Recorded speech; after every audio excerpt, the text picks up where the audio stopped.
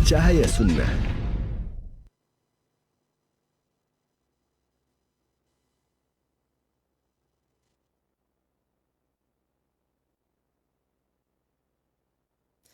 Bismillahirrahmanirrahim. Assalamualaikum warahmatullahi wabarakatuh. Ikhwatal Islam azani Allah wa iyyakum. Alhamdulillahirabbil alamin, hamdan katsiran thayyiban mubarakan fihi kama yuhibbu rabbuna wa yarda. Wassalatu wassalamu ala asrafil mursalin wa ala alihi wa ashabi ajmain wa man tabi'ahum bi ihsan ila yaumil qiyamah, amma ba'du. Ikhwatal Islam azani Allah wa iyyakum, para pemerhati roja dan sahabat roja semuanya. Di malam hari ini tentunya kita mohon kepada Allah Subhanahu wa taala keberkahan untuk kita semua di malam hari ini hingga menjelang pagi nanti. Ikhwatal Islam azani Allah wa iyyakum, dan kita juga bersyukur kepada Allah Subhanahu wa taala atas segala nikmat yang telah Allah berikan kepada kita semuanya dari menjelang pagi hari tadi hingga menjelang malam hari ini. Semoga Allah terus berikan tambahan keberkahan rizki dan juga keberkahan kenikmatan yang Allah berikan kepada kita semuanya, insyaallah, Allahumma amin. Dan ikhwatal Islam azani Allah wa iyyakum, pada kesempatan malam hari ini kita akan simak satu kajian ilmiah dari pembahasan kitab Sahih Jami' Shaghir, dan insyaallah sebagaimana akan disampaikan dan dipaparkan bersama guru kita Al-Ustadz Al-Fadil Dr. MH Hasan Ayatullah Hafizallahu Ta'ala. Dan insyaallah kita akan simak kelanjutan pembahasan hadis dari kitab tersebut. Dan pada malam hari ini beliau akan membahas tentang dosa besar membunuh seorang muslim. Ikhwatul Islam azani Allah wa iyyakum, tentunya setelah kajian disampaikan oleh beliau, kami membuka sesi interaktif soal jawab bagi Anda yang ingin bertanya dalam rangka memperdalam materi yang telah beliau sampaikan. Kami berikan kepada Anda semuanya kesempatan untuk bertanya, baik secara langsung maupun melalui chat WA. Untuk Anda yang bertanya secara langsung bisa menghubungi kami di 021 823 6543, ataupun Anda dapat kirimkan pertanyaan Anda melalui chat WA di 021 823 6543. Nah, ikhwatal Islam, kita simak bersama kajian ini, dan kepada Ustadz kami persilakan untuk menyampaikan materi. Falyatafadhal mashkuran Ustadz.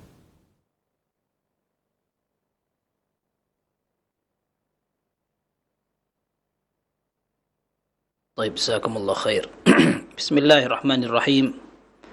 الحمد لله رب العالمين، وبه نستعين على أمور الدنيا والدين، والصلاة والسلام على المبعوث رحمة للعالمين نبينا محمد وعلى آله وصحابته والتابعين ومن تبعهم بإحسان إلى يوم الدين. يا أيها الذين آمنوا اتقوا الله حق تقاته ولا تموتن إلا وأنتم مسلمون. يا أيها الناس اتقوا ربكم الذي خلقكم من نفس واحدة وخلق منها زوجها وبث منهما رجالا كثيرا ونساء واتقوا الله الذي تساءلون به والأرحام إن الله كان عليكم رقيبا. يا أيها الذين آمنوا اتقوا الله وقولوا قولا سديدا يصلح لكم أعمالكم ويغفر لكم ذنوبكم ومن يطع الله ورسوله فقد فاز فوزا عظيما. أما بعد. Kaum muslimin dan muslimat, pemirsa Roja TV, pendengar Radio Roja, dan seluruh kaum muslimin yang mengikuti pengajian malam hari ini, semoga Allah Azza wa Jal memberikan kita kemudahan untuk memahami as-sunnah, menjadikan kita salah satu pejuang yang bisa menjunjung tinggi nilai ajaran Nabi kita Muhammad sallallahu alaihi wasallam. Dahulu para ulama berupaya mensosialisasikan, menyebarkan, mengedukasi masyarakat agar faham terhadap sunnah. Dalam Sahih Bukhari disebutkan bahwa salah satu penguasa kaum muslimin, Khalifah Umar ibn Abdul Aziz rahimahullah, beliau wafat tahun 101 Hijriah, masih di generasi awal umat ini. Beliau perintahkan para ulama di zamannya, di antaranya Abu Bakar ibn Hazm. Beliau seorang tabi'in, wafat tahun 120 Hijriah. Umar ibn Abdul Aziz sebagai seorang penguasa, dan tadinya memiliki latar belakang seorang alim, dan menjadi ahli ibadah, ahlus sunnah yang taat.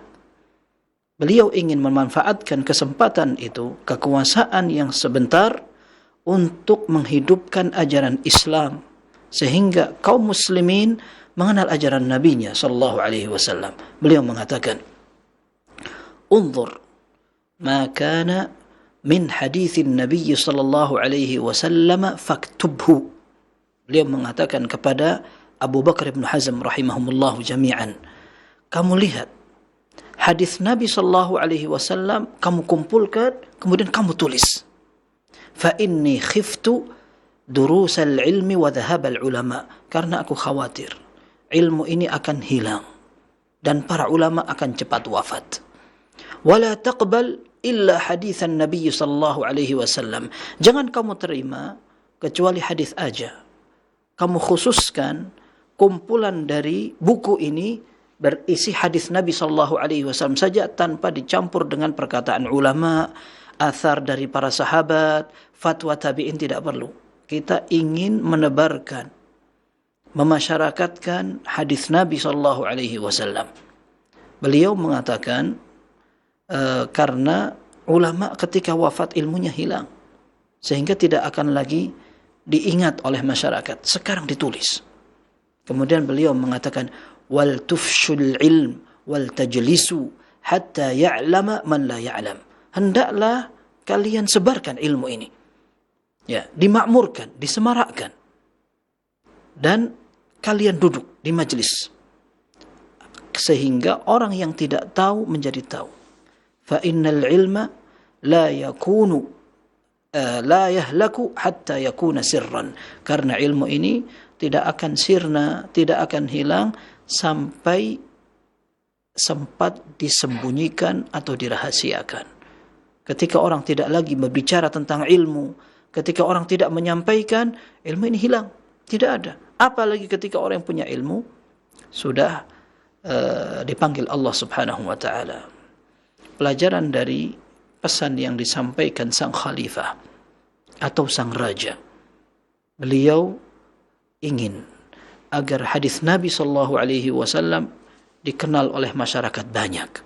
Sehingga Ibnu Battal rahimahullah dalam penjelasan syarah Sahih Bukhari, beliau mengatakan fihil haddu ala ittiba'is sunani wa dhabtiha.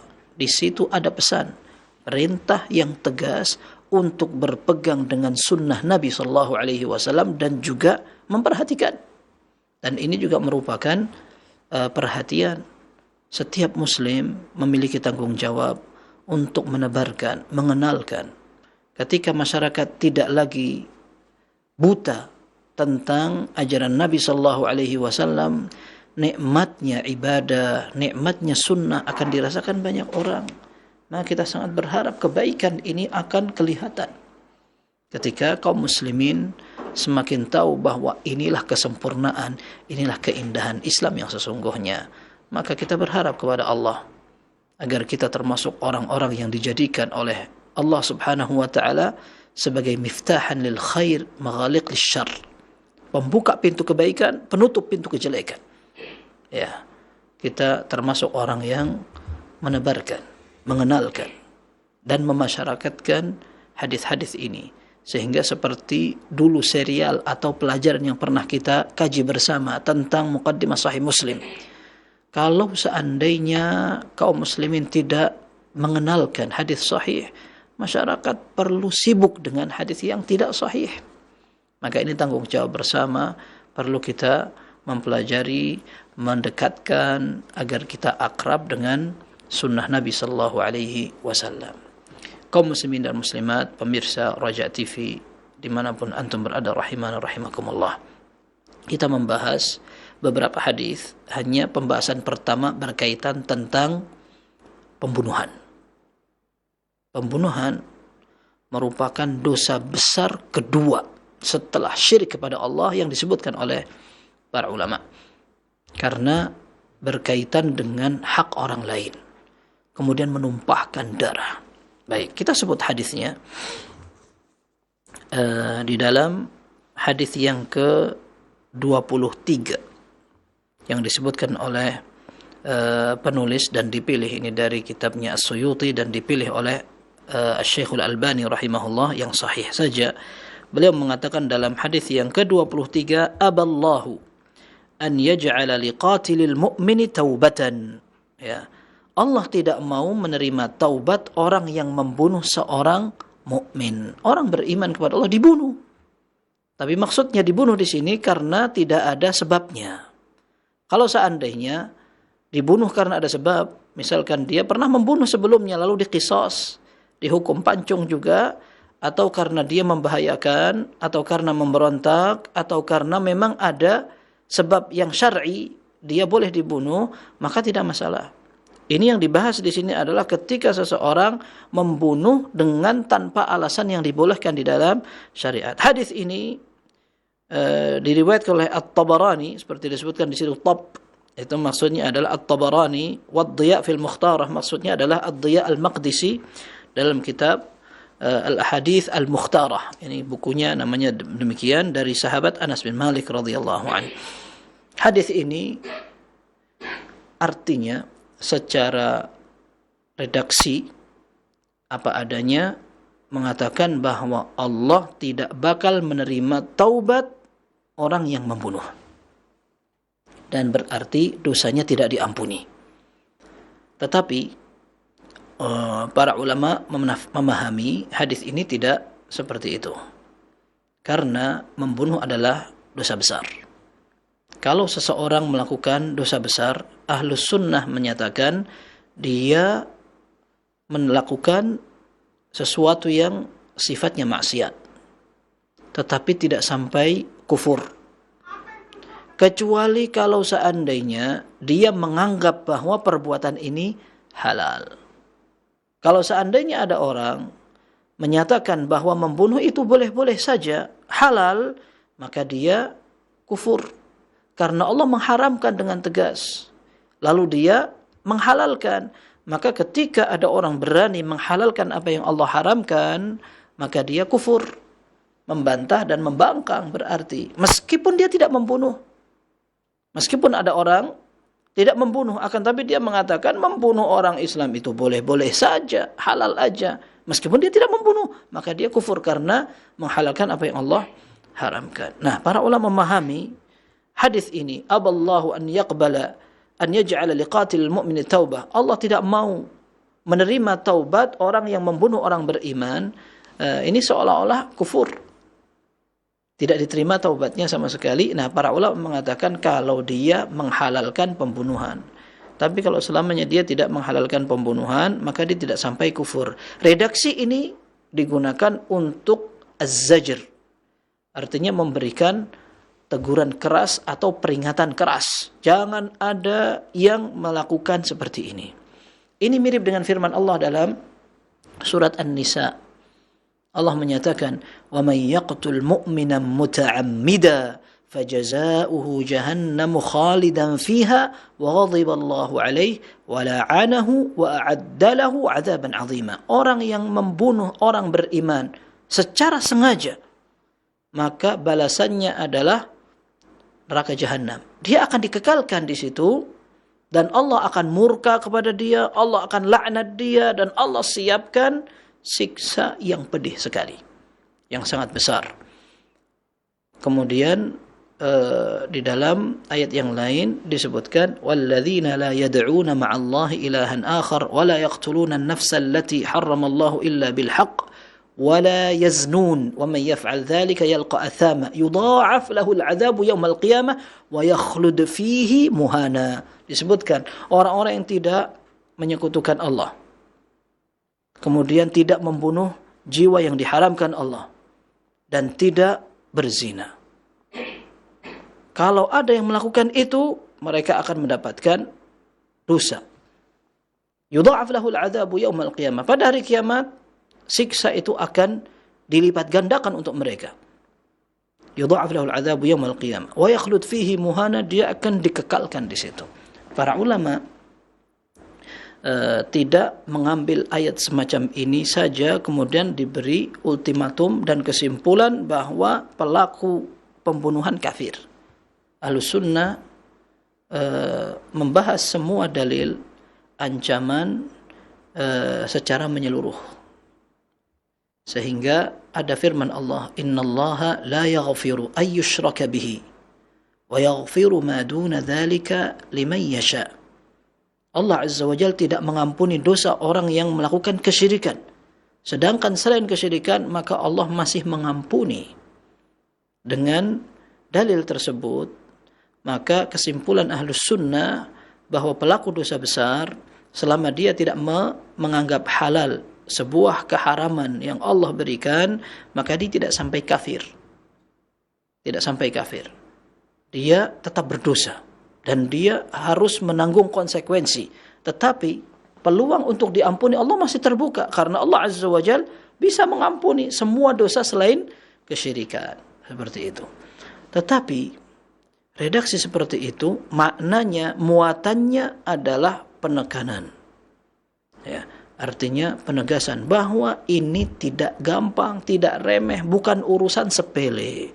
Dan ini subhanallah ditegaskan oleh para ulama dengan penekanan yang sangat bertubi-tubi. Tetapi rupanya kaum muslim menganggap enteng masalah darah.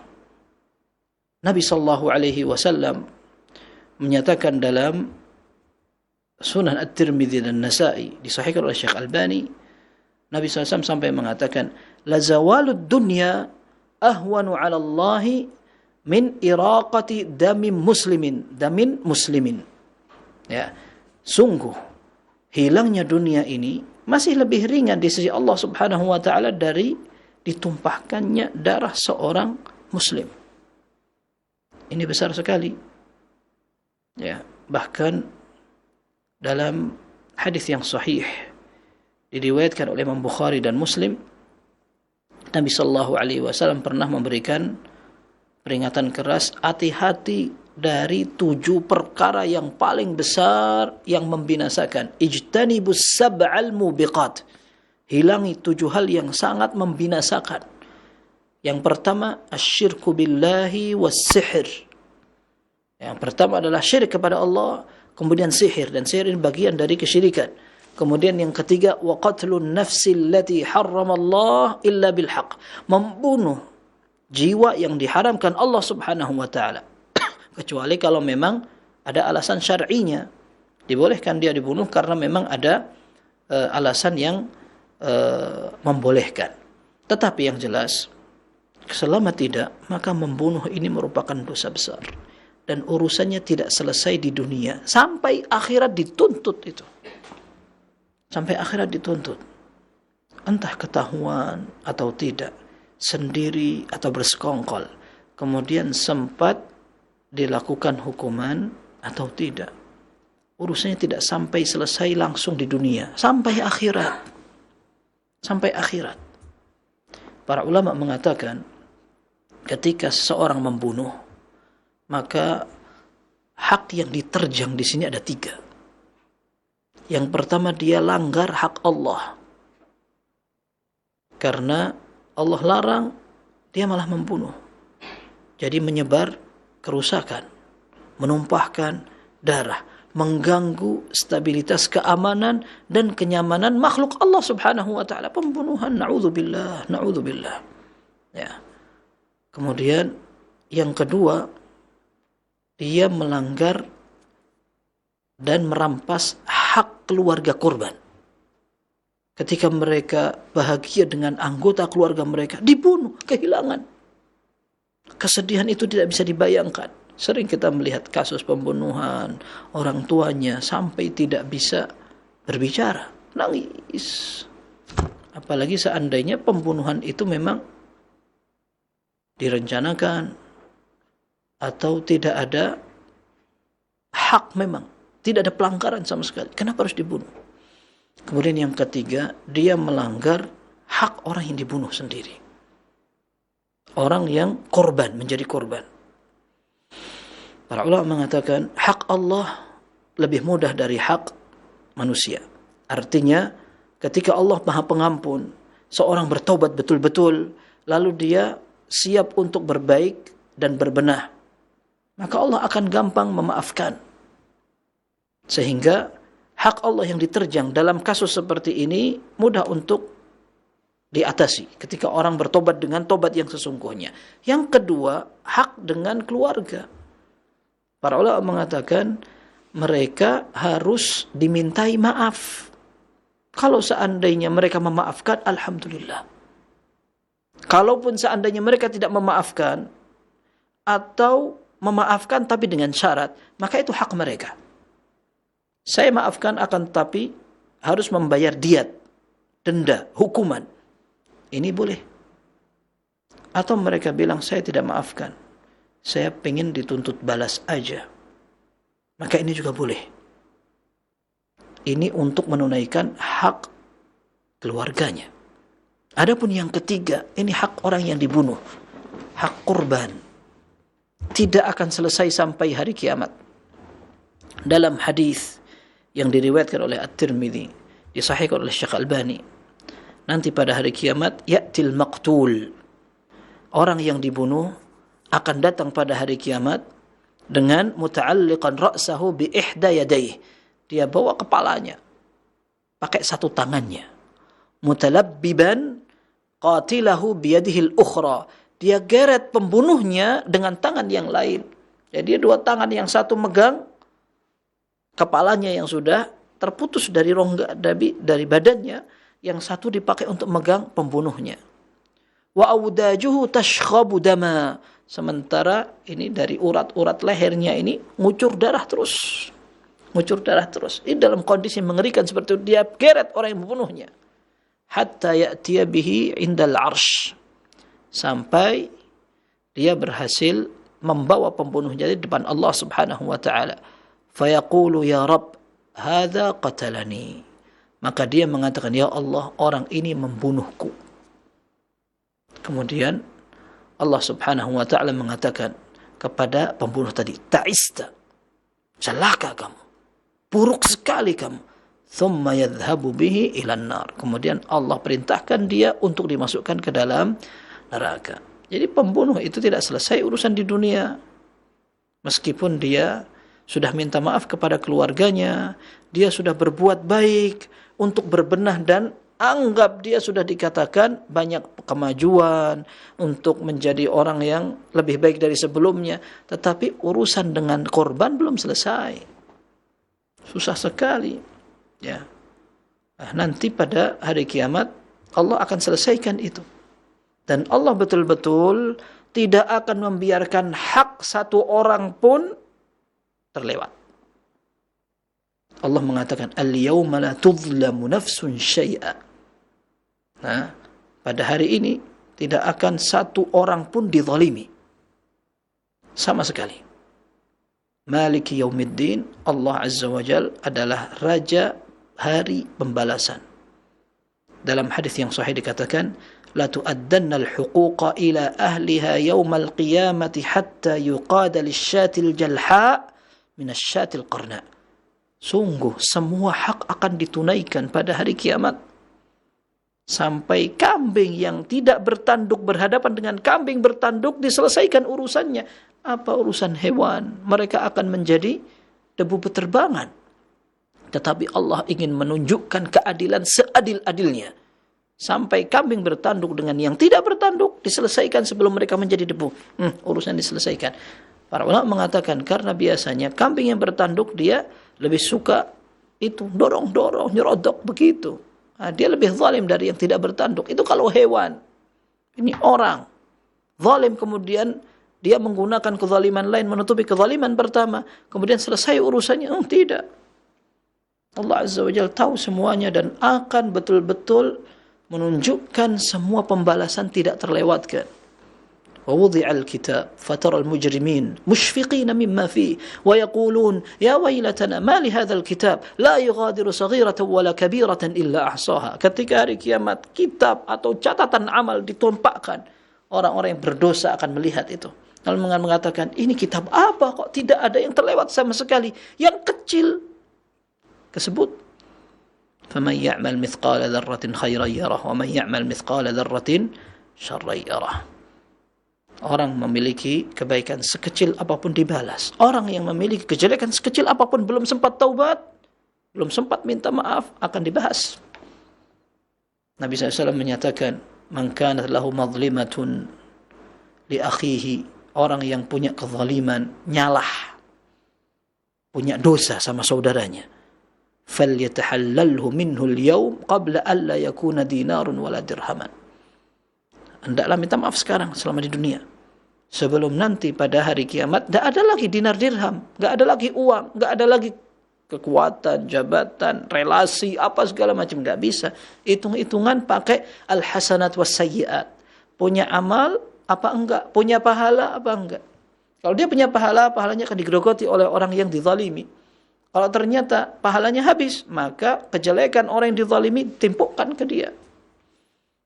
Ini pembahasan yang kita katakan bahaya ketika orang di akhir zaman menganggap pembunuhan ini biasa. Darah kayak tidak ada harganya. Setiap saat seperti kita melihat ada berita pembunuhan yang tidak habisnya.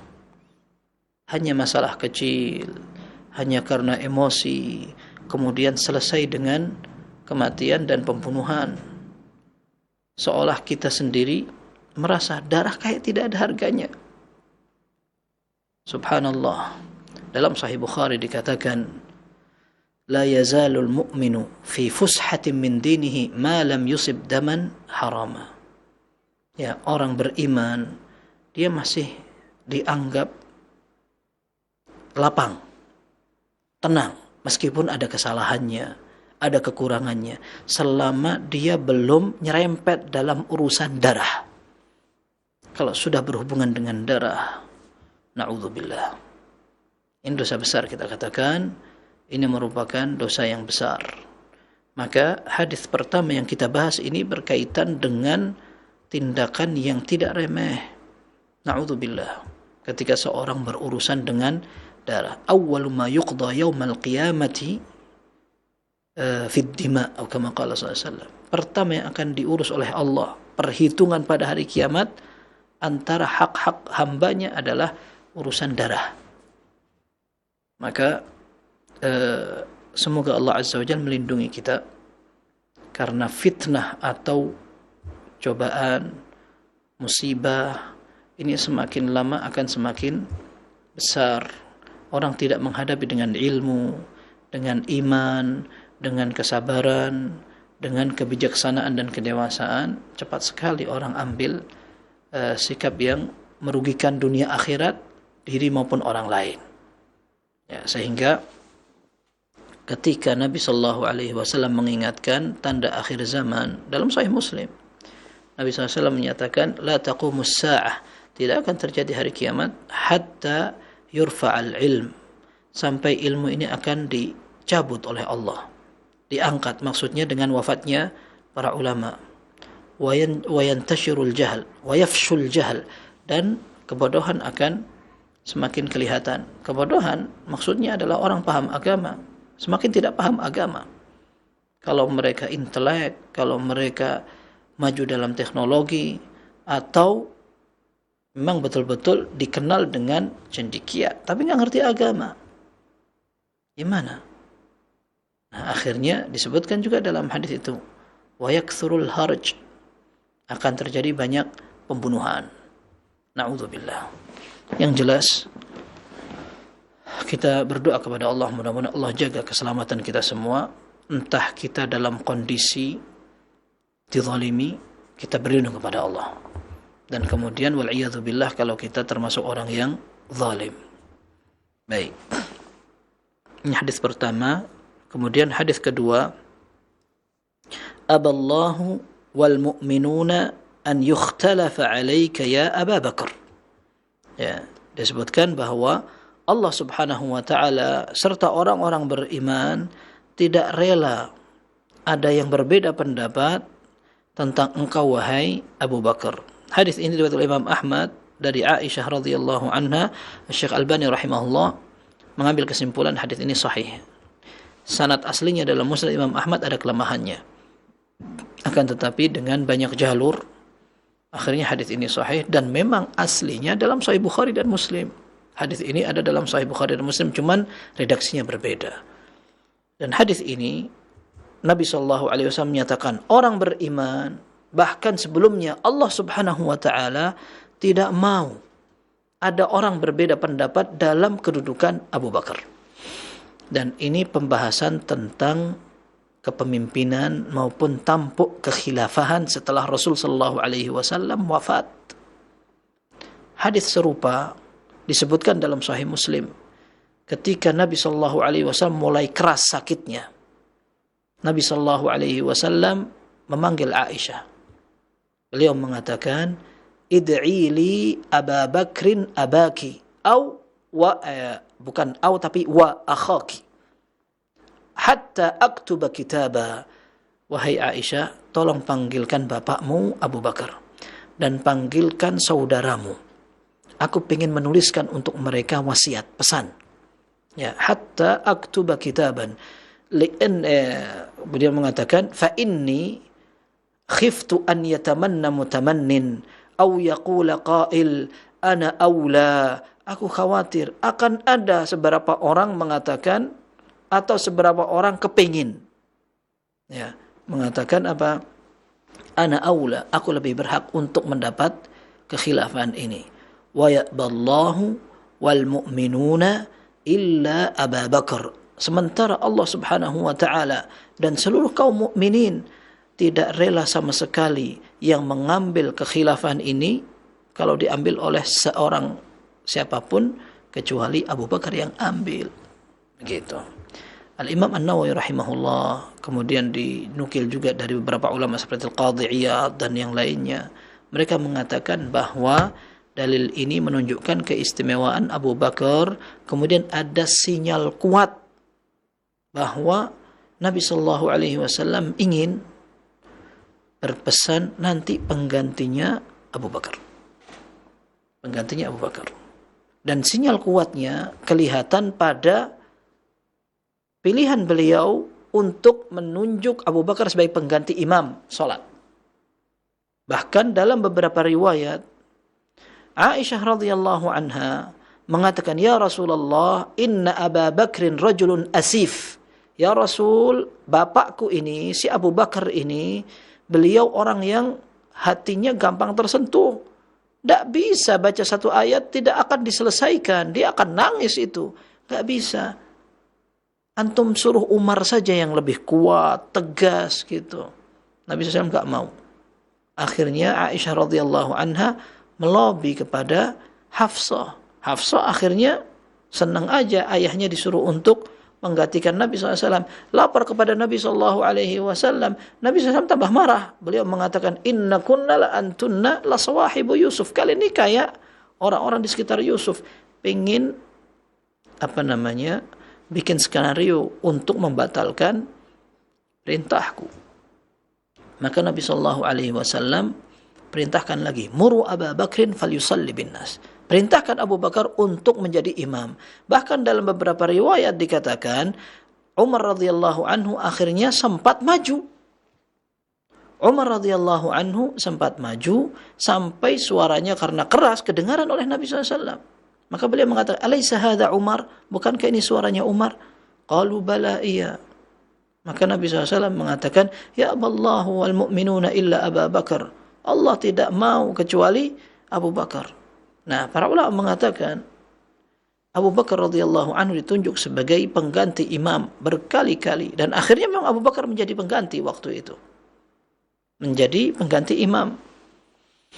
Tetapi akhirnya para sahabat kemudian mengambil kesimpulan termasuk yang disampaikan oleh Umar bin Khattab radhiyallahu anhu. Apakah kalian rela dipimpin Abu Bakar dalam urusan akhirat? Urusan dunia kamu gak mau dipimpin sama Abu Bakar. Dan tidak ada sahabat satupun yang diridhai oleh Rasulullah SAW sebagai pengganti imam kecuali Abu Bakar. Apakah kalian ada yang berani untuk melangkahi Abu Bakar radhiyallahu anhu? Maka para sahabat yang waktu itu sempat bertikai, pengen ada pimpinan, satu dari Ansar, satu dari Muhajirin. Akhirnya mereka mengatakan, "Na'udzubillah an nataqaddama Abu Bakar." Kita minta perlindungan kepada Allah kalau kita mau lancang untuk melangkahi Abu Bakar. Akhirnya terjadilah kesepakatan kaum muslimin, Abu Bakar melanjutkan. Nah, di sini menunjukkan bagaimana fadilah Abu Bakar radhiyallahu anhu, dan ini menjadi bantahan untuk orang-orang yang mengatakan bahwa ada seorang wasi Ya, orang yang diwasiatin khusus oleh Rasul sallallahu alaihi wasallam menjadi pengganti, tapi bukan Abu Bakar. Isyarat atau dalil sudah banyak. Nabi sallallahu alaihi wasallam berkali-kali ingin nuliskan gak jadi, pengen nulis gak jadi. Tapi beliau akhirnya mengatakan, ya ballahu wal mu'minuna illa Abu Bakar. Allah dan para kaum mukminin tidak rela ada khalifah selain Abu Bakar radhiyallahu anhu. Ini menunjukkan sinyal kuat bahwa Nabi sallallahu alaihi wasallam menyampaikan sebuah urusan yang akan terjadi pada hari setelah Rasul sallallahu alaihi wasallam wafat, bahwa orang-orang beriman akan memiliki pilihan Abu Bakar lah penggantinya. Seperti itu. Akhirnya Nabi SAW nggak jadi nulis. Dalam Sahih Bukhari juga begitu. Nabi sallallahu alaihi wasallam ingin nulis pesan atau wasiat tapi nggak jadi. Seperti itu. Baik, ini intinya yang disampaikan pada hadis yang kedua. Kemudian hadis yang ketiga berkaitan dengan baiat yang dilakukan oleh para sahabat Nabi sallallahu alaihi wasallam, alias sumpah setia, ikrar untuk siap berkorban, berjuang dan membela, untuk loyal kepada Rasul sallallahu alaihi wasallam. Hadis yang ketiga ini, qal ubayi'uka ala an ta'budallah. Kata Rasul sallallahu alaihi wasallam kepada sahabat Jarir. Ini seperti di bagian akhir hadis itu dikatakan Jarir, maksudnya Jarir ibn Abdullah Al-Bajali. Hamim maksudnya yang meriwayatkan hadis ini adalah Imam Ahmad. Nun maksudnya adalah An-Nasa'i dan sanadnya sahih. Rasul sallallahu alaihi wasallam bersabda kepada Jarir ibn Abdullah Al-Bajali, aku membaiat kamu, mengikrar kamu agar kamu beribadah kepada Allah. La tusyriku bihi syai'a, tidak boleh menyekutukan Allah sama sekali. Apakah Jarir bin Abdullah orang yang melakukan kesyirikan atau dikhawatirkan melakukan kesyirikan? Tidak mesti. Tapi Nabi SAW ingin berpesan bahwa ini pesan yang sangat penting. Dan Nabi SAW ketika membaiat para sahabatnya, bisa jadi muatan dari baiat itu beda-beda. Dan menyesuaikan apa yang paling tepat untuk sang sahabat yang datang untuk membaiat Rasul sallallahu alaihi wasallam, maka Nabi SAW akan perhatikan apa yang paling dibutuhkan oleh sahabat tadi, lalu dibaiatlah dengan pesan yang berbeda. Dikatakan, kamu ana pesankan pada ikrar ini untuk beribadah kepada Allah dan tidak menyekutukan sama sekali. Wa tuqimas salatal maktubata, kamu menegakkan salat yang fardu. Wa tu'tiyaz zakata, dan engkau menunaikan zakat. Wa tansahu likulli muslimin, dan engkau selalu menasihati atau mengharapkan kebaikan setiap orang beriman. Setiap orang Islam kamu siap untuk menunaikan haknya, kemudian mengharapkan kebaikannya seperti kamu mengharapkan kebaikan pada dirimu sendiri. Wa tabra'u minasyirik, dan engkau berlepas diri dari segala macam bentuk kesyirikan. Nah, ini penguat dari redaksi yang sebelumnya, wala tusyriku bihi syai'a, engkau tidak melakukan sekutu sama sekali kepada Allah. Iya. Nah, ini penguat. Dan sebenarnya kita sering mendengar penjelasan para ulama. Orang tidak bakal sukses bertauhid atau memurnikan ibadah kepada Allah kalau dia belum bisa melepaskan segala bentuk kesyirikan. Tapi bagaimana caranya orang biar tidak syirik? Belajar. Diketahui syirik itu modelnya apa saja yang dilakukan oleh orang-orang dulu, kemudian yang ditegur, dilarang oleh Nabi sallallahu alaihi wasallam. Contohnya misalkan, man dzabaha li ghairillah faqad kafara aw asyrak. Orang yang menyembelih untuk selain Allah berarti dia kufur, dia syirik. Kemudian sihir. Ya, sihir ini kufur. Ini menyekutukan Allah. Minta pertolongan kepada selain Allah, ini namanya syirik. Ya. Kemudian berdoa kepada selain Allah, ini juga sama syirik. Nah, ini harus dipelajari. Dan orang tidak bisa merealisasikan, membuktikan ketauhidan dan akidahnya kecuali kalau dia bisa menghilangkan pantangannya. Para ulama mengatakan kata la ilaha illallah itu memiliki dua rukun. Yang pertama, dia harus bersihkan semua keyakinan yang menyimpang ini dibersihkan. Baru setelah itu illallah itu itsbat. Dia bisa mengikrarkan bentuk kesempurnaan akidah. Tidak bisa berkumpul antara tauhid kepada Allah dengan syirik kepada selain Allah. Tidak bisa digabung. Tidak bisa digabung. Berat itu. Bukan berat, mustahil. Sehingga orang ketika ingin betul-betul menjadi muwahhid, maka dia harus membersihkan diri dari kesyirikan. Harus dipelajari memang. Dulu sahabat Hudzaifah radhiyallahu an mengatakan, "Kana an-nas yas'aluna Rasulullah sallallahu alaihi wasallam 'anil khair." Orang semua banyak bertanya tentang amal soleh, kebaikan. Wa kuntu as'aluhu 'anil syarri makhafata an yudrikani. Kalau aku sebaliknya, aku justru tanya yang jelek, biar aku tidak terjerumus, kepleset nanti, biar tidak melakukan itu.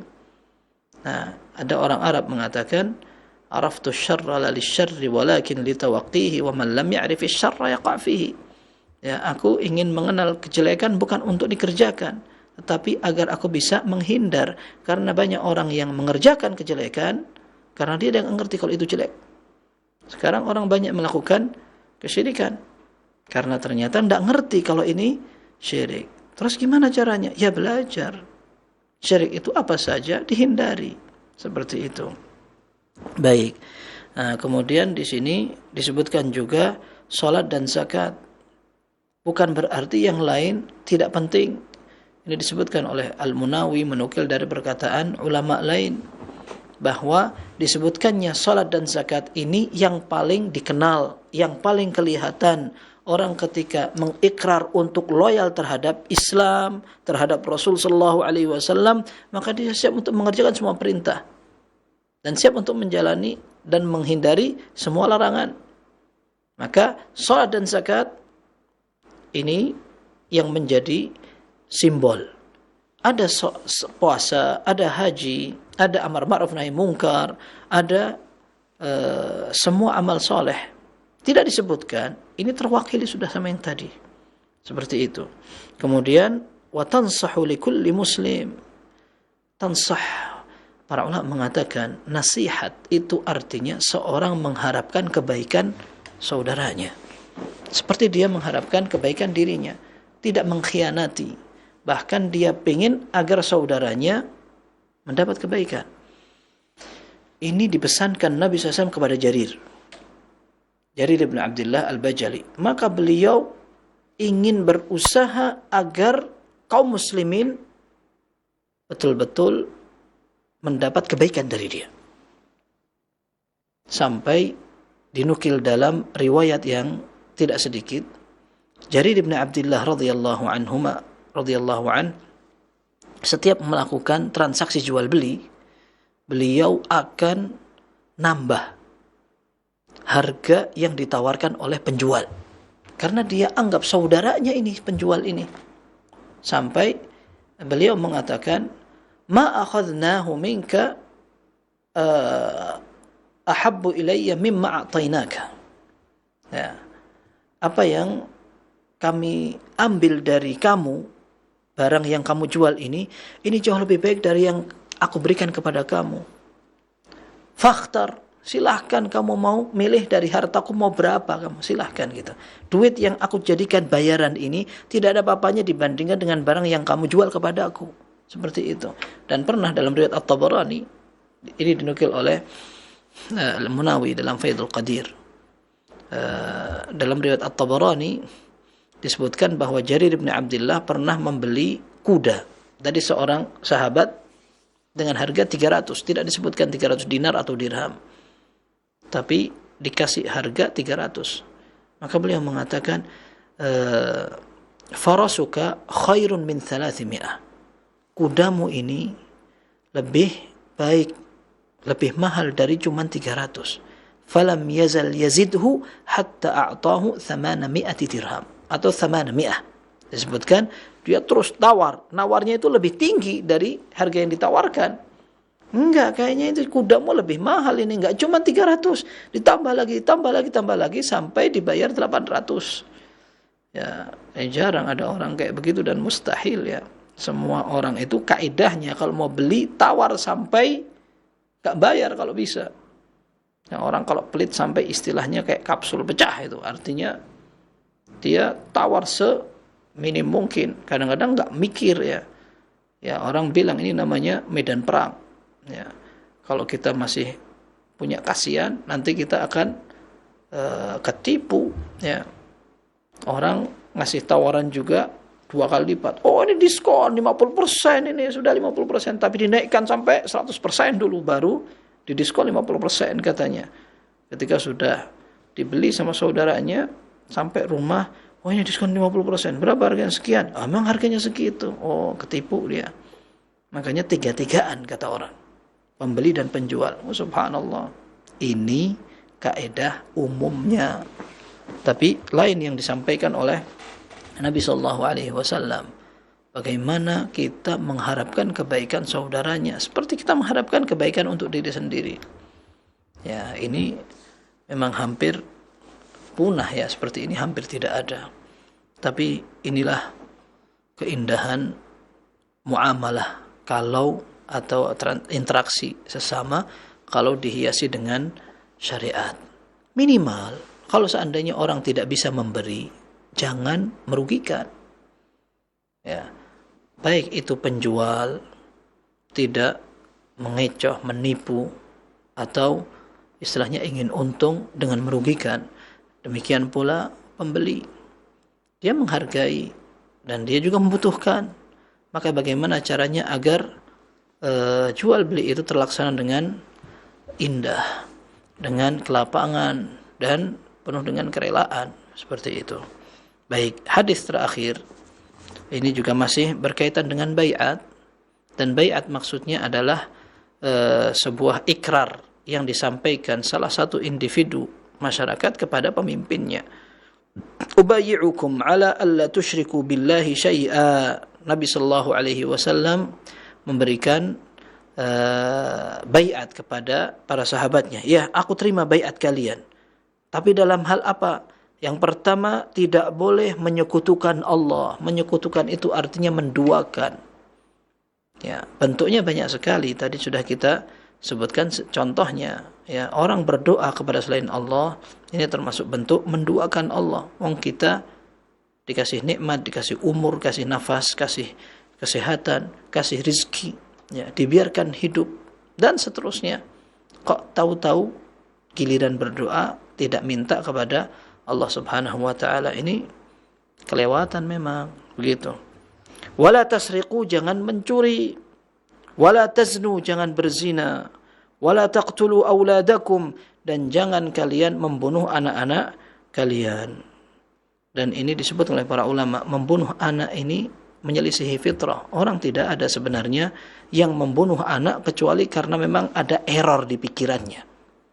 Dulu di zaman para Quraisy, mereka memiliki kebiasaan yang pertama membunuh anak perempuan. Wa'dul banat, memendam, mengubur anak perempuan hidup-hidup. Na'udzubillah. Allah katakan, wa idzal mau'udatu su'ilat. Hari kiamat nanti ketika anak-anak yang dikubur hidup-hidup akan ditanya oleh Allah Subhanahu wa taala, bi ayyi dzambin qutilat. Kenapa mereka harus dibunuh? Dosanya apa? Begitu.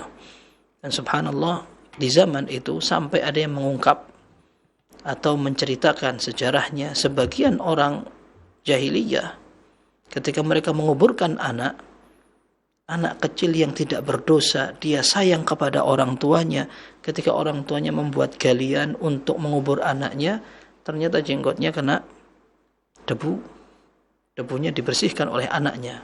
Tidak ngerti si anak yang lugu ini bahwa ternyata dia akan dikubur oleh ayahnya hidup-hidup. Subhanallah. Ini salah satu kisah saja, cuplikan. Wallahu alam, ini kisah yang secara detail ini benar atau tidak, akan tetapi cukup terjadinya sebuah pembunuhan ini merupakan bukti otak orang sudah hilang. Allah mengatakan di dalam Al-Quran, wa idza busyira ahaduhum bil untha dhalla wajhuhu muswaddan wa huwa kadhim. Apabila salah satu di antara mereka diberi kabar, oh anak yang lahir perempuan, maka mukanya merah padam. merasa bahwa dia akan terkena aib sekali. Yatawara minal qaumi min su'i ma busyira bih. Mereka sampai ingin sembunyi atau lari dari kaumnya karena jelek sekali berita yang diterima. Ayumsiku ala hunin am yadussuhu fit turab. Apakah dia akan memelihara anak ini dengan segala keterhinaan atau dia akan kuburkan hidup-hidup di dalam debu. Subhanallah. Ala kulli hal, ini kebiasaan jahiliyah dulu. Yang kedua, mereka punya kebiasaan membunuh laki-laki sama. Apa alasannya? Takut miskin. Maka Nabi SAW ketika sahabat masuk Islam, kemudian siap berbaiat, Nabi SAW ingatkan, ini kebiasaan jelek ini jangan dilanjutkan. Membunuh anak karena takut gak bisa kasih makan. Wala taqtulu auladakum min imlaq. Jangan kalian bunuh anak-anak kalian karena takut miskin. Nahnu narzuquhum wa iyyakum. Kita yang akan kasih kamu rizki dan anak-anak kamu. Ya, jadi gak perlu khawatir. Anak kok banyak, keluar sundulan terus, nanti sekolahnya gimana, makannya gimana. Ada orang stres, sampai anaknya dibunuhin satu-satu karena khawatir nanti masa depannya menderita kayak orang tuanya sekarang. Allahumma musta'an. Ini diantara bentuk kedangkalan akidah. Dia hidup sampai besar juga, Allah yang kasih. Mungkin dia tidak bisa makan banyak, tapi ternyata dia sehat-sehat saja. Tapi ketika orang tidak punya keyakinan, kemudian tidak percaya bahwa Allah Azza wa Jalla Ar-Razzaq yang memberi rizki, maka kekhawatiran itu macam-macam, pikirannya gimana. Orang banyak yang akhirnya Allah kasih kemudahan melalui orang lain karena sudah punya rizki sendiri. Kita sebagai orang tua hanya salah satu sebab. Bisa jadi sebabnya kita, bisa jadi sebab orang lain. Ketika orang tua mati juga, bukan berarti kemudian anaknya semua mati. Enggak. Karena mereka bisa hidup dengan cara apapun. Allah yang tentukan. Bisa lewat orang, bisa mendapat beasiswa, bisa mereka akhirnya kerja kemudian dapat, dan bisa dengan macam-macam. Ya. Sehingga masalah rezeki jangan sampai membuat orang salah kaprah dan salah langkah. Kemudian wala ta'tu bi buhtan taftarunahu baina aydikum wa arjulikum. Jangan kalian mengada-ada tuduhan macam-macam. Ya, buhtan itu artinya tuduhan yang kalian buat dengan kaki dan tangan. Ini disebutkan oleh para ulama. Apakah tuduhan itu justru dari kaki dan tangan? Bukan, tadi dari mulut. Hanya kaki dan tangan ini merupakan anggota badan yang seringkali mewakili terjadinya kemungkaran. Ya, bahkan tidak mesti tuduhan itu dengan mulut, bisa juga dengan sikap, dan seringkali orang merugikan itu dengan dua badan ini. Nah, ini jangan sampai kalian lakukan. Wala tu'suni fi ma'ruf wala ta'suni fi ma'ruf. Jangan kalian melanggar perintahku kalau aku perintah kalian dengan kebaikan. Ini artinya ketika Nabi SAW sebagai seorang pemimpin lalu memerintahkan rakyatnya untuk melakukan kebaikan, maka jangan sampai ada orang yang melanggar.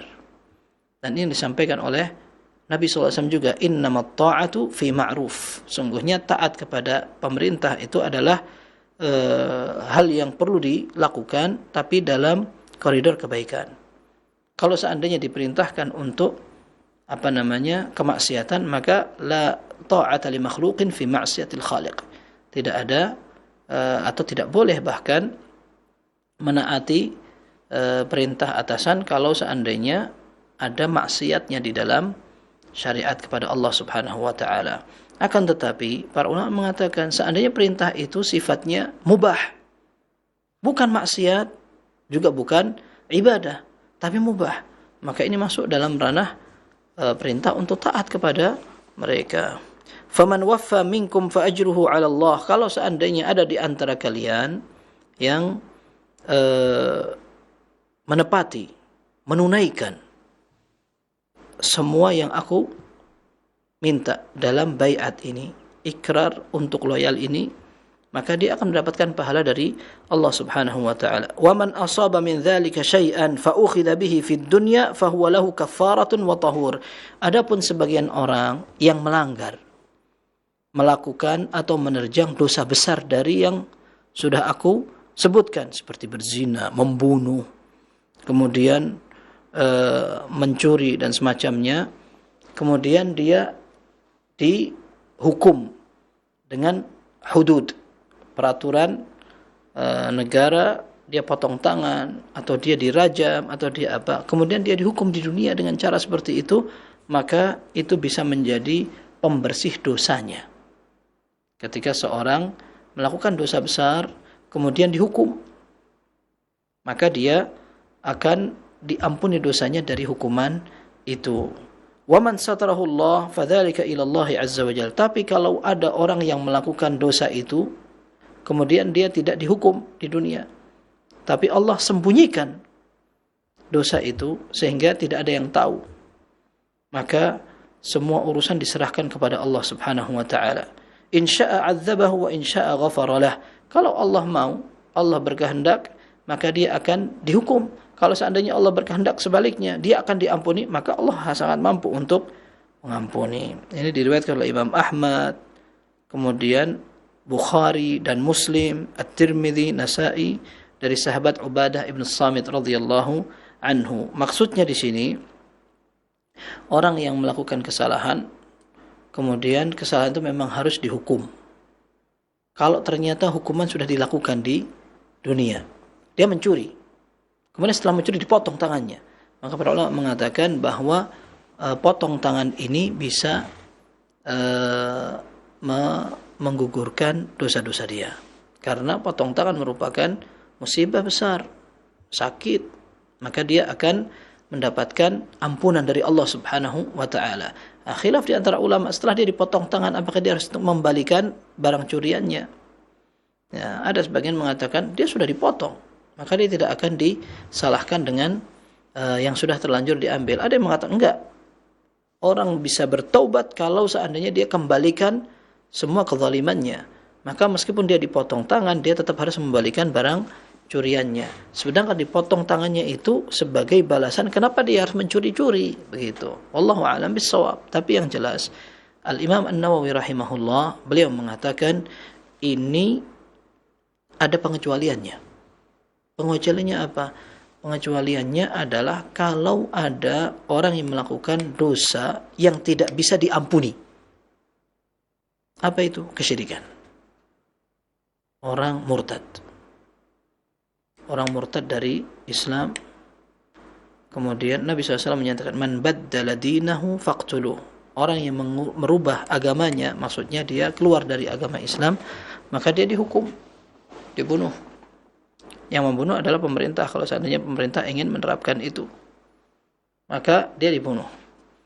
Imam Nawawi rahimahullah mengatakan orang yang murtad kemudian dihukum bunuh oleh negara, maka selama dia masih tidak kembali kepada Islam, maka tetap hukuman bunuh yang dilakukan oleh pemerintah itu tidak menggugurkan dosa murtadnya. Ini pengecualiannya. Adapun orang mencuri kemudian dipotong tangannya, apakah dia akan diampuni dosanya apa tidak? Ini yang dimaksudkan di dalam hadis ini. Sekalipun tadi kita sebutkan juga orang yang membunuh, kemudian dia sudah dibalas bunuh, diadakan qisas, hukum pancung atau ditembak atau apa, yang penting diputuskan orang ini karena besar pelanggarannya, maka dia akan dihukum mati juga karena dia pernah membunuh. Maka nanti belum selesai juga urusannya, dia masih akan berurusan dengan orang yang dijadikan korban dan dibunuh. Mudah-mudahan Allah Azza wa Jalla menghindarkan kita semua dari semua dosa besar itu, dan kita tetap selamat dunia akhirat, itu intinya. Ini dapat kita pelajari, semoga bermanfaat. Sallallahu wasallam wa barak ala abdihi wa rasulihi Muhammad wa alihi wa sahbihi ajma'in walhamdulillahirabbil alamin. Nah, Ustaz, jazakumullah khairan, barakallahu fikum atas materi yang sampaikan Ustaz di kesempatan malam hari ini. Satu tema yang menarik yang telah disampaikan dan dibahas oleh Ustaz kita, dan kepada Anda semuanya ikhwatal Islam azanillahu wa iyyakum, bagi Anda yang ingin memperdalam materi yang telah disampaikan, kami membuka sesi interaktif soal jawab, dan bagi Anda yang bertanya secara langsung bisa menghubungi kami di 021 823 6543 ataupun Anda dapat bertanya menchat WA di 021 823 6543. Kita angkat yang pertama melalui telepon kembali. Kami persilakan. Baik, kita angkat. Untuk Anda semua yang sudah masuk menghubungi kami telepon di 0218236543. Ya, silakan. Assalamualaikum. Waalaikumsalam warahmatullahi wabarakatuh. Dengan siapa Bapak dan berada di mana? Dengan Pak Yahya di Yogyakarta. Pak Yahya di Yogyakarta. Silakan Pak Yahya, pertanyaannya. Ya, Ustadz mohon penjelasan mengenai hadis waladun solihun. Saya pernah mendengar waladun di situ itu adalah nakiroh, sehingga tidak harus anak kandung, karena di situ juga tersambung dengan domir yang kembali kepada Ibnu Adam. Jadi bisa anak tiri, anak angkat, anak pungut. Anak pungut itu maksudnya memungut anak yang dibuang oleh orang tuanya. Sekarang kan banyak. Nah, kemudian alasan kedua, Ustadz tadi mengatakan bahwa itulah keadilan Tuhan. Orang yang tidak punya anak kandung pun itu masih bisa mendapatkan amal jariah lewat doa dari anak tiri, anak angkat ataupun anak itu. Pertanyaan apa, Pak? Penjelasan. Ya. Jadi pertanyaannya, waladun di situ itu memang betul tidak harus anak kandung atau harus anak kandung. Baik, baik. Terima kasih. Terima kasih Pak Yahya. Waalaikumsalam warahmatullahi wabarakatuh. Dan kepada Ustadz kami persilakan untuk menjawab. Silakan Ustadz.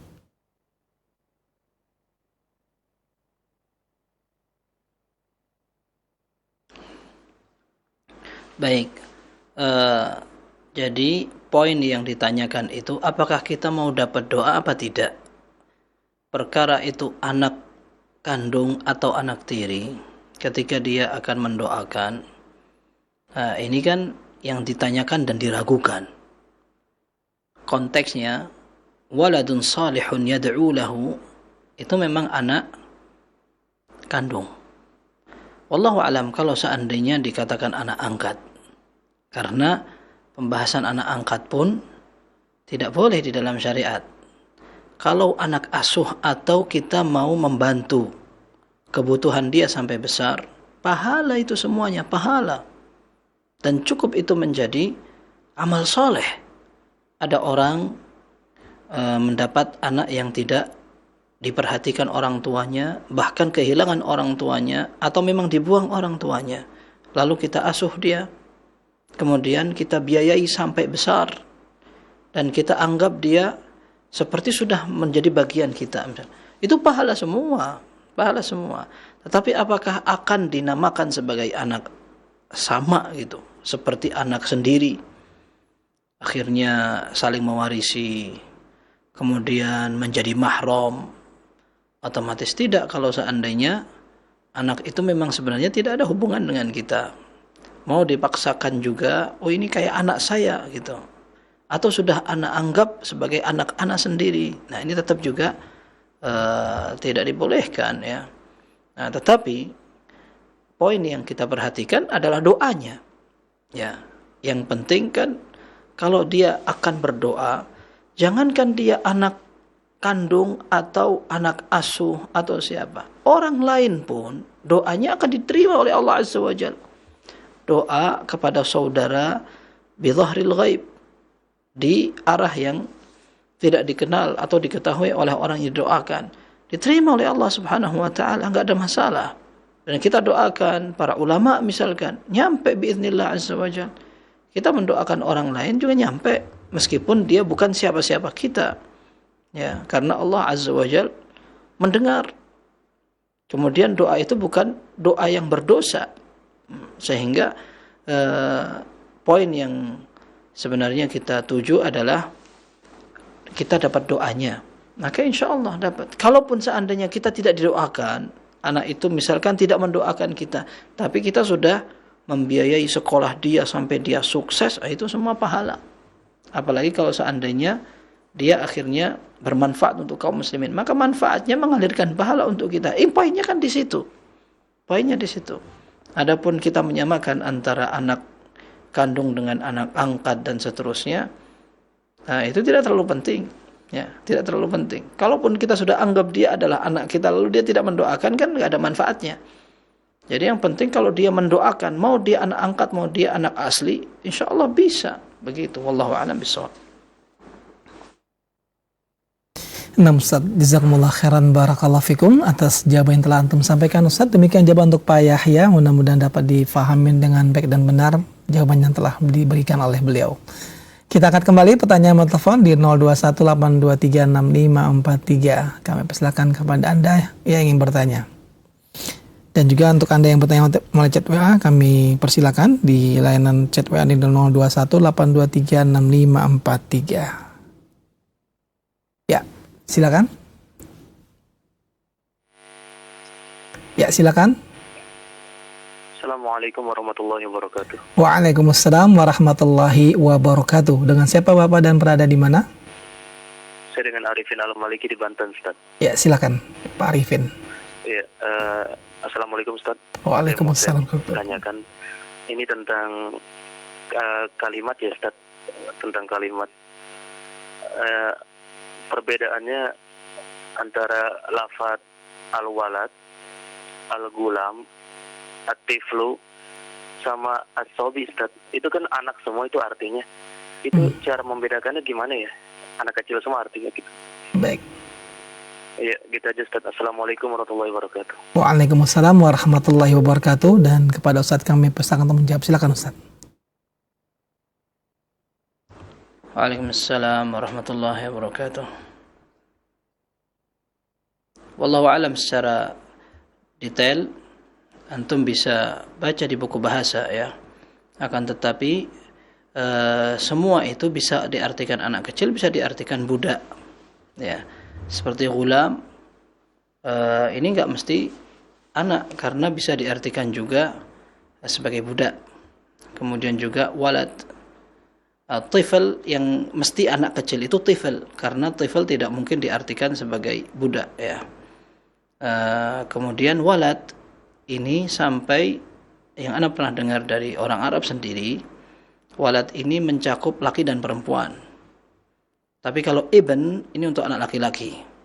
Tapi kalau walad bisa diartikan untuk anak laki dan perempuan. Bahkan sering digunakan oleh orang Arab untuk tidak menyebutkan anak perempuan.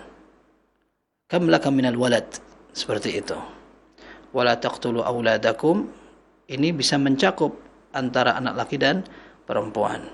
Wallahu a'lam bissawab. Dan alhamdulillah di Roja ada program bahasa Arab, antum bisa tanyakan langsung ke materinya. Barakallahu fiik.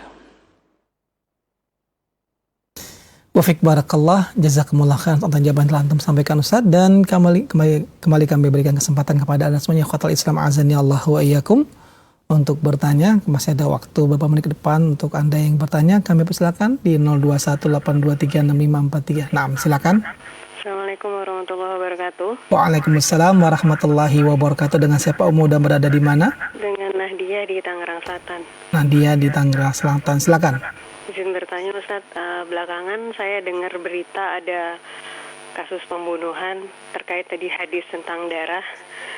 Kasus pembunuhan yang akhirnya di dunia ini tidak ditutup-tutupi pelakunya itu kita sebagai penonton saja Ustadz, yang mungkin secara tidak langsung tidak dizolimi, tapi apakah kita bisa bantu mendoakan agar terkuak di dunia ini dengan zikir hasbunallah wa ni'mal wakil Ustadz, atau ada doa bahasa Indonesia saja atau bagaimana sebaiknya Ustadz ya?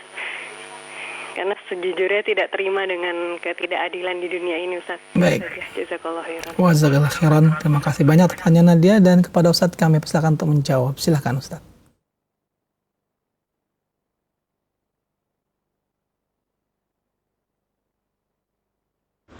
Baik. Kalau kita melihat kemungkaran dan kita mampu untuk mengingkari, yaitu menjadi tanggung jawab. Amar ma'ruf nahi mungkar disebutkan oleh para ulama hukumnya fardu kifayah. Kalau ada yang bisa mengerjakan maka kita sudah tidak wajib lagi. Ya. Tetapi ada sesuatu yang memang kita mampu untuk mengerjakan. Ya. Meskipun tidak menggunakan kekuatan tangan, lisan. Kalau bisa lisan kita kerjakan. Apalagi kalau seandainya kita bisa bersikap, nah itu kita kerjakan. Ya, tapi kalau seandainya nggak bisa kecuali dengan hati mengingkari, kita jengkel dengan banyak pembunuhan atau banyak kezaliman, ya tidak ada tanda keimanan setelah hati kita sudah mati untuk tidak mengikuti suara hati membenci sebuah kemungkaran dan semacamnya. Maka kalau kita mengetahui ada sebuah kemungkaran, minimalnya kita ingkari dengan hati. Tapi kalau kita bisa mampu untuk lebih dari itu, kita lakukan. Nah, baik. Apakah kita perlu mendoakan orang yang zalim agar segera dihukum oleh Allah Azza wa Jalla? Ya boleh-boleh saja. Kan berdoa tidak ada batasnya. Nah, selama kita berdoa tidak zalim juga dalam berdoa, tidak mengapa. Nabi sallallahu alaihi wasallam mendoakan orang-orang yang menyiksa kaum muslimin waktu itu. Sebagaimana Nabi sallallahu alaihi wasallam juga mendoakan orang Islam agar dilindungi oleh Allah Subhanahu wa taala. Boleh saja. Orang mendoakan boleh, tidak ada masalah. Nah, jadi ketika ada pembunuhan ditutupi, kemudian ada dan kita tidak tahu, maka kita berharap yang terbaik, ya, yang terbaik. Kemudian orang yang zalim segera diungkap agar tidak bertambah kezaliman yang lain dan seterusnya. Boleh-boleh saja insyaallah. Dan kita juga minta kepada Allah agar kita diberi keamanan di tempat kita, kemudian di tempat jalan keluar masuk kita, dan kita juga minta agar semua mendapat kebaikan. Pemimpin bisa menunaikan tanggung jawabnya, masyarakat bisa bekerja sama untuk memelihara keamanan dan seterusnya. Ini kita panjatkan doanya seperti yang disampaikan dan dinukil dari Fudail bin Iyad atau Imam Ahmad. Mereka mengatakan, "Lau kana li da'watun mustajabah ma sayyartuha illa lis-sultan." Kalau seandainya aku diberi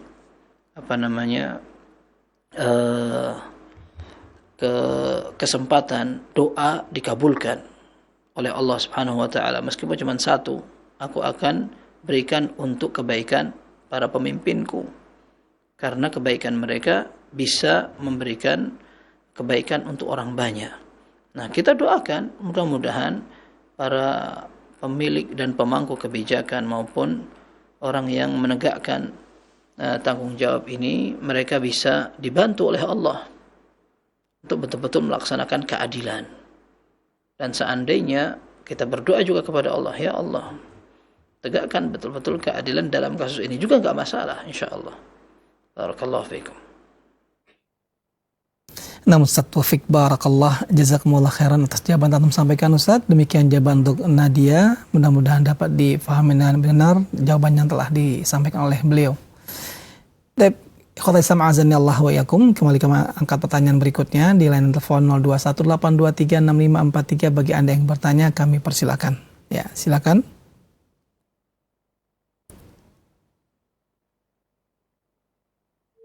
Baik, terputus. Kami angkat pertanyaan pesan singkat, Ustaz.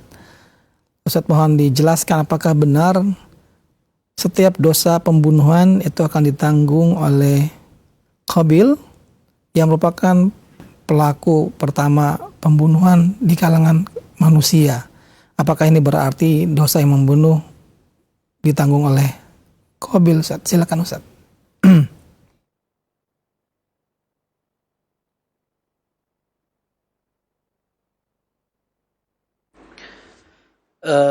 Bukan ditanggung, akan tetapi darahnya atau dosanya nyiprat, ya. Dosanya mengalir.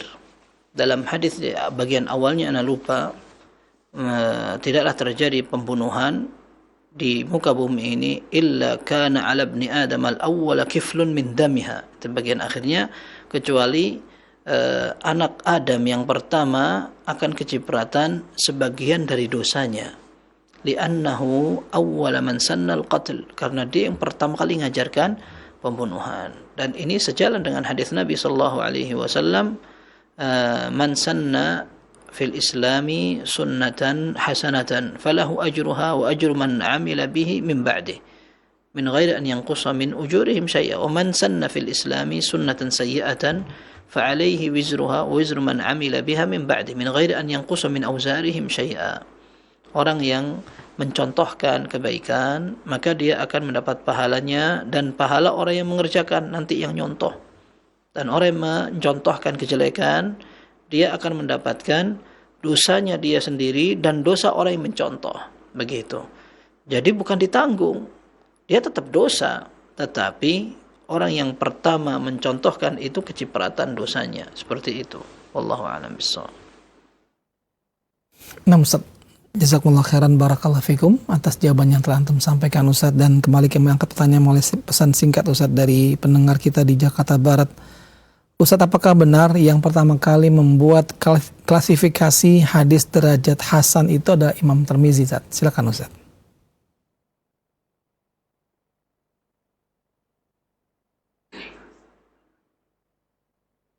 Wallahu alam, iya betul.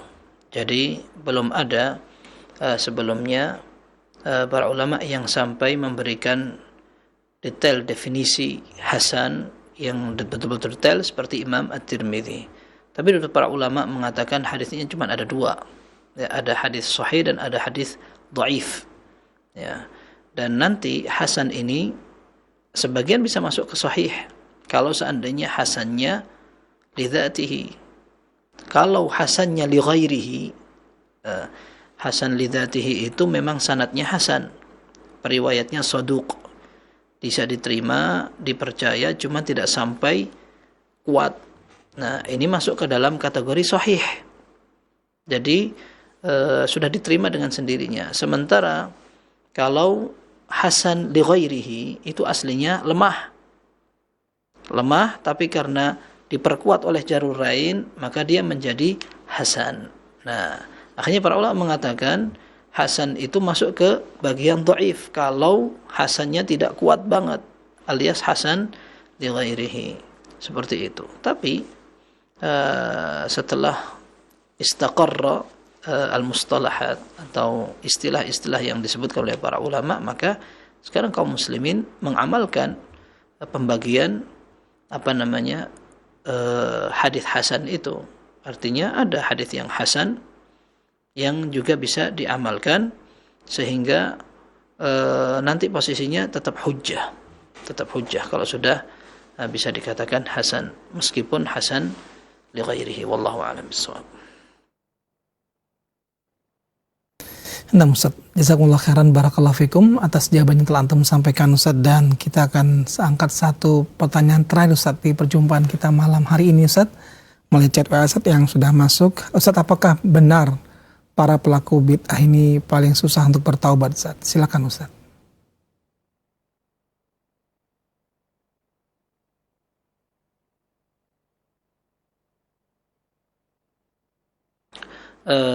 Masalah susah atau tidak itu tergantung ba'dallah azza wa jal, usaha dia betulan atau tidak. Yang jelas para ulama mengatakan bahwa taubat ini perlu dilakukan dengan yang pertama al-iqla'u 'anil dzamb, ya, meninggalkan dosanya. Yang kedua an-nadamu 'ala ma fat, dia harus menyesali apa yang sudah dilewatin dulu. Kemudian yang ketiga al-azm 'ala alla ya'uda ilaih, dia bertekad untuk tidak mengulangi kembali. Kalau seandainya dosa dia berkaitan dengan orang lain, maka dia harus raddul madzalim, mengembalikan kezaliman, meminta maaf atas kesalahan. Kalau seandainya curian atau rampasan, maka dia harus kembalikan semuanya. Seperti itu. Nah, orang yang akan bertobat betulan, dia perlu mencari faktor pendukung. Termasuk diantaranya doa agar dimudahkan untuk bertobat. Yang kedua, mencari lingkungan. Seperti orang tobat setelah membunuh, yang kita kenal hadisnya. Orang yang habis membunuh 99 orang, mau bertobat, dibilang oleh ahli ibadah, oh enggak bisa, Allah enggak akan terima tobat kamu. Dibunuh juga ini orang yang ditanya, karena dia sudah memang pembunuh berdarah dingin. Dibilang enggak bisa diterima tobatnya, dibunuh juga orang yang ditanya itu. Sampai dikatakan dalam hadis Bukhari, kammala bihi mi'ah, sampai dia pembunuh 100 orang, tadinya 99. Gara-gara tanya dengan didapat jawaban yang jelek menurut dia, maka dibunuhlah orang yang itu menjadi 100 orang. Lalu dia datang kepada seorang alim, dan orang alim tadi mengatakan, idhab ila ardi kada wa kada fa inna biha unasan ya'buduna Allah fa'budillaha ma'ahum wa la tarji' ila ardika fa inna ardaka ardusu. Kamu pergi ke tempat itu. Di sana banyak orang yang beribadah kepada Allah. Kamu beribadah sama mereka. Jangan kembali ke kampungmu karena kampungmu jelek. Seperti itu. Nah, ini menunjukkan bahwa lingkungan mendukung. Adapun dia melakukan dosa dan dosanya besar, apakah dia akan kesulitan untuk bertaubat? Ya, tergantung bagaimana dia bertekad, istilahnya serius. Ya, pelaku bid'ah, orang yang melakukan kebid'ahan, disebutkan dia susah untuk bertaubat karena dia tidak tahu bahwa dia dalam kondisi salah. Kalau seandainya dia ditegur, belum tentu dia langsung menyadari bahwa dia salah. Dari sisi sini dia mungkin akan kesulitan untuk berbenah karena dia merasa tidak dalam kondisi salah sampai harus berbenah begitu. Ada pernyataan dari Sufyan Ats-Tsauri rahimahullah, beliau mengatakan al-bid'atu ahabbu ila syaitani minal ma'siyah. Bid'ah lebih disukai setan daripada maksiat. Lianna al-ma'siyata yutabu minha. Maksiat ini bisa ditaubati dengan mudah. Wa al-bid'atu yastahsinuha fa'iluha. Sementara bid'ah ini dianggap baik oleh pelakunya. Dari sisi ini, orang agak susah untuk bertaubat karena dia tidak nyadar kalau kondisinya dalam kondisi salah. Seperti itu. Tapi ala kulli hal, kalau seandainya seseorang minta pertolongan kepada Allah Subhanahu wa taala, insyaallah Allah akan kasih kemudahan juga untuk bertaubat. Maka ini yang disampaikan juga oleh para ulama, bahwa penyakit syahwat dan penyakit syubhat ini dua penyakit yang sama-sama kronis. Hanya syahwat ini orang sadar kalau dia salah.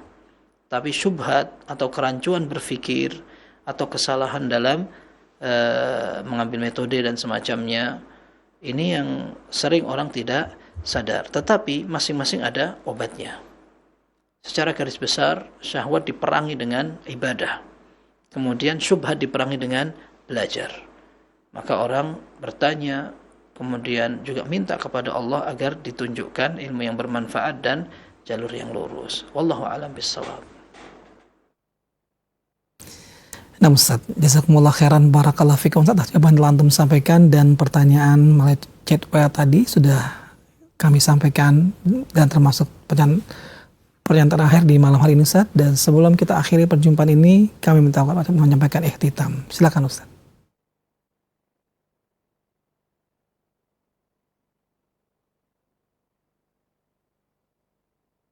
Baik, ikhwas sekalian, kita akan menjadi orang terhormat manakala kita menjadi orang yang menyisakan umur dan tenaga untuk belajar hadis. Dan dulu hadis ini melalui perjuangan panjang para ulama. Untuk menuliskan saja mereka sampai berbeda pendapat boleh atau tidak menuliskan hadis. Kini hadis ini mudah untuk kita nikmati. Kita bisa pelajari dengan mudah. Hanya tinggal bagaimana kita menerima dengan lapang dada. Maka sepantasnya kita berdoa kepada Allah agar yang pertama kita dimudahkan untuk belajar, yang kedua dimudahkan untuk memahami, yang ketiga dimudahkan untuk menerima. Ya, menerima dan mengamalkan. Dan kita sering sampaikan bahwa kalau satu pelajaran tidak berhubungan dan bertentangan dengan kebiasaan kita, kondisinya masih aman-aman saja. Tetapi begitu kita mempelajari sebuah dalil, ternyata berseberangan dengan kebiasaan kita. Saat itu kita diuji. Apakah kita akan tetap bersikukuh dengan kebiasaan kita, atau di saat itu kita akan berbenah. Semoga kita menjadi orang yang mudah menerima hidayah dari Allah Subhanahu wa taala. Barakallahu fikum, sallallahu wasallam wa barak ala abdihi wa rasulihi nabiyina Muhammad wa ala alihi wa sahbihi ajma'in walhamdulillahi rabbil alamin. Nah Ustaz, jazakumullah khairan, barakallahu fikum atas waktu yang telah antum berikan Ustaz di malam hari ini untuk menyampaikan faedah ilmu yang cukup Masya Allah, luar biasa untuk kita semuanya. Dan semoga Allah Subhanahu wa Ta'ala senantiasa menjaga antum di sana, serta meluaskan keimanan antum sehingga semakin banyak faedah ilmu yang dapat kita ambil di setiap perjumpaan bersama antum, insya Allah. Allahumma amin. Jazakumullah khairan, barakallahu fikum, kami sampaikan kepada antum. Dan ikhwatal Islam azani Allah wa iyyakum, terima kasih banyak atas kebersamaan Anda di malam hari ini. Dari awal hingga akhir kami ucapkan terima kasih banyak. Jazakumullah khairan, barakallahu fikum atas kebersamaan Anda di malam hari ini, dan nantikan kembali insyaallah kajian beliau pada hari Kamis yang akan datang untuk kita ikuti kelanjutan pembahasan kitab Shahih Jami'us Shaghir yang akan beliau sampaikan pembahasan berikutnya, tentunya yang lebih dalam dan menarik untuk kita semuanya. Tidak hanya menarik, akan tapi semoga Allah mudahkan bagi kita untuk mengamalkan ilmu yang telah kita dapatkan. Barakallahu fikum. Akhir kalam kami mohon undur diri dan mohon maaf jika dalam penyajian acara ini masih terdapat kekurangan dalam diri kami. Mohon dibukakan pintu maaf untuk kami semuanya. Billahi taufiq wal hidayah. Wassalamualaikum warahmatullahi wabarakatuh.